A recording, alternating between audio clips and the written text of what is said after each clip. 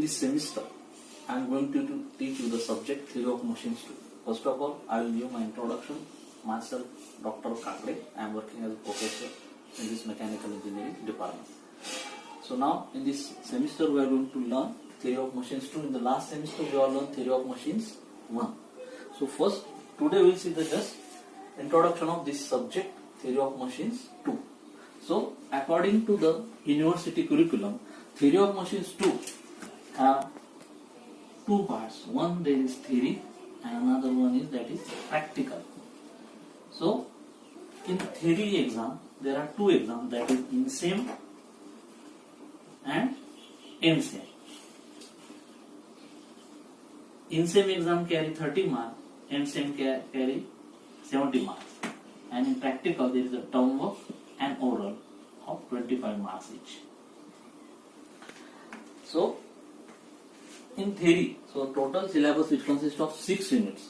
So, unit number 1, unit number 2 and unit number 3 which are based on the gears.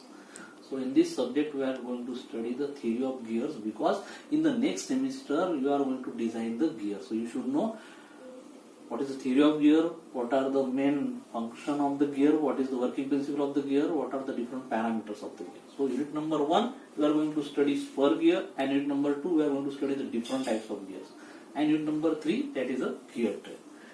Then in next session, that is a unit number 4, that is cam and follower mechanism.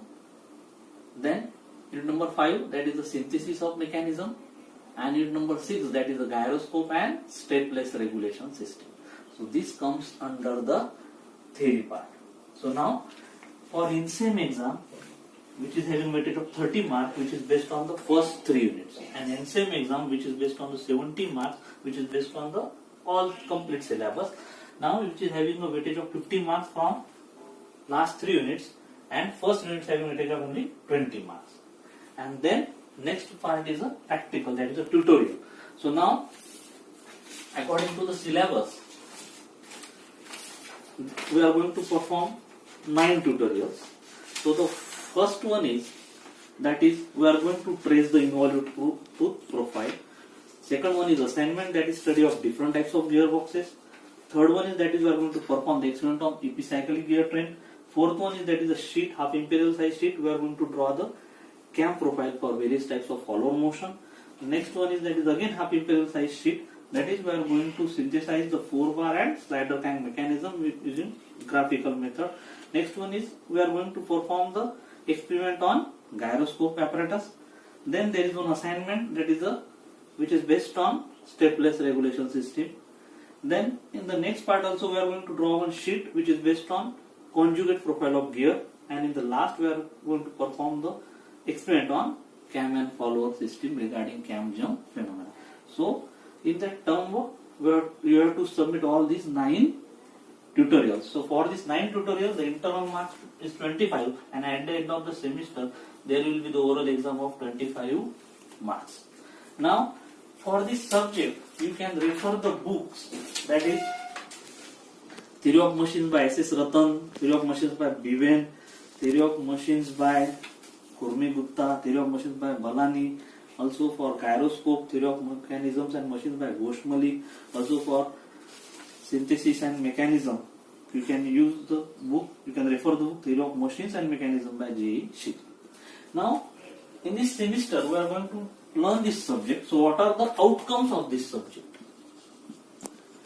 So, these are called as course outcomes. Course means that is a particular subject. So, course outcome number 1, that is from unit number 1. So, course outcome number 1 is to analyze law of gearing and compute path of contact, arc of contact, and contact ratio for the given size of spur gears, and also decide whether the interference occurs in gears from given parameters. Means at the end of the semester, the student will be able to do this. Then the next, from the next chapter, to do force analysis and calculate speed, efficiency, center distance, torque, number of teeth of all the types of gears. Third outcome is to calculate speed and torque in epicyclic gear train. Fourth outcome is to construct the cam profile for given forward motions and calculate cam speed to avoid jump phenomena for eccentric cam with flat face follower. Then fifth one is to determine the dimension of 4-bar and slider cam mechanism by analytical and graphical method. And last one is to determine the gyroscopic couple and its effect for stabilization of ship, aeroplane and automobile, and able to choose appropriate drive for given application, stepped or stepless. So these are the course outcomes of this subject, that is the 6 course outcomes according to the 6 units. Okay, now today just we will see the introduction to gears. What do you mean by gears?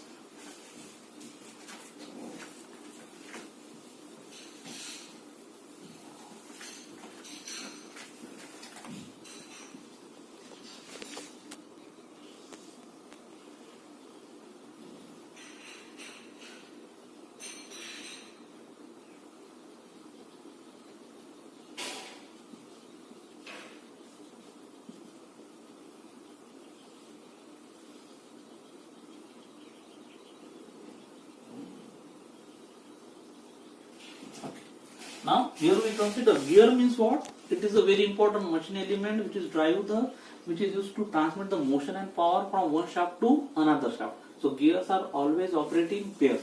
So suppose for example here gear number 1 which is operated on one shaft and gear number 2 which is operated on two shafts. Gear means it is a tooth wheel. On its outer periphery it consists of teeth, and here there is a continuous engagement of this teeth of meeting gears. Then and then only power is and motion is transmitted. So here there is a continuous relative motion takes place between this mating teeth. So here there is a friction between the surface of the teeth. So gear it is a positive drive